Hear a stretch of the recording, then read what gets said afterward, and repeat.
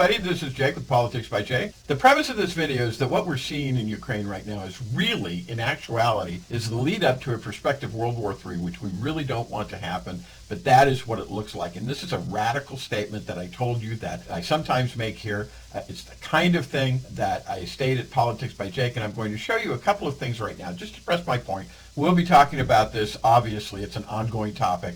But let's talk first briefly about appeasement. Now, the ancient Romans were against appeasement. Their response to situations was that if there was any trouble somewhere, they would basically send a legion to deal with it, just like that. They did not fool around with it.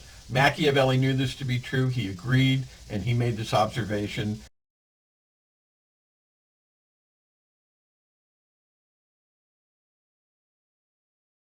War actually broke out in 1936 with the Italian fascists and Hitler's Nazis in the Spanish Civil War. This was a chance for the parties to test out their weapons, test out their procedures, and it didn't end until 1939, which was just a few months before the invasion of Poland by Hitler. And this is what we have today. And do we have to look at things this way now? And we have to recognize that the situation is, and the 20th century, precedent for a justification of this situation, because this is a huge parallel with what is going on right now in Ukraine. And this is one reason why I say we're looking at the lead up to World War III, because it's the same thing that happened then.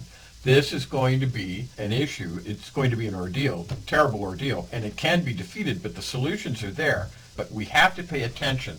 We have to get our mind right. We have to realize just what it is that we're not involved in, stick our head in the sand like the proverbial ostrich. For other observations recently, we have Belarus, which has amassed a lot of troops in an attempt to open a northern front in the conflict, and of course that hasn't started yet, but it's there and it's threatening. Similarly, though not at war, we have Moldova, whose government is, or was, pro-Western, and has recently quit, literally recently quit, because they are being asymmetrically attacked by Russia, which has been an entirely common tactic in Russia, that is continually agitating, continually seeking weaknesses and advantages in relatively unrelenting fashion. This is their modus operandi. And here, for your reference, is an article on that.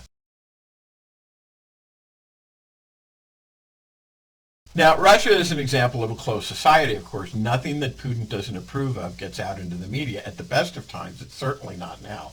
This should be a lesson to all about the dangers of nations who do not allow freedom of expression other than the official government line. You have many in the populace, of course, who are cowed, naturally so, because they see all the arrests that are being made, people being disappeared for speaking out while the government styles the conflict, which it started in terms of World War II ideas that the Ukrainians somehow are Nazis and that Russia is simply redefending itself from Nazis in the same way as was done in World War II. China is much the same way. We have to look at the alliance between Russia and China as solid. It's really there no matter what everybody says or what people may say. And the United States, for the first time in 30 years, is moving back into the Philippines, reestablishing its military presence there, because mainland China has aggressively and in violation of international law and treaty co-opted almost the entire South China Sea, which MacArthur styled formally as a peaceful lake. And here, to update you a little bit, is an article on that. Take a look at the link below.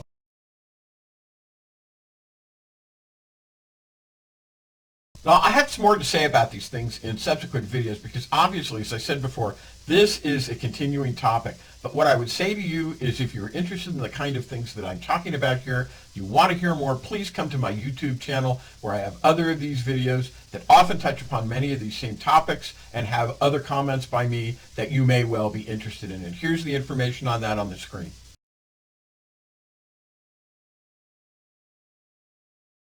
Well, all right, that's all for now. This is Jake for Politics by Jake, and I will see you in the next video.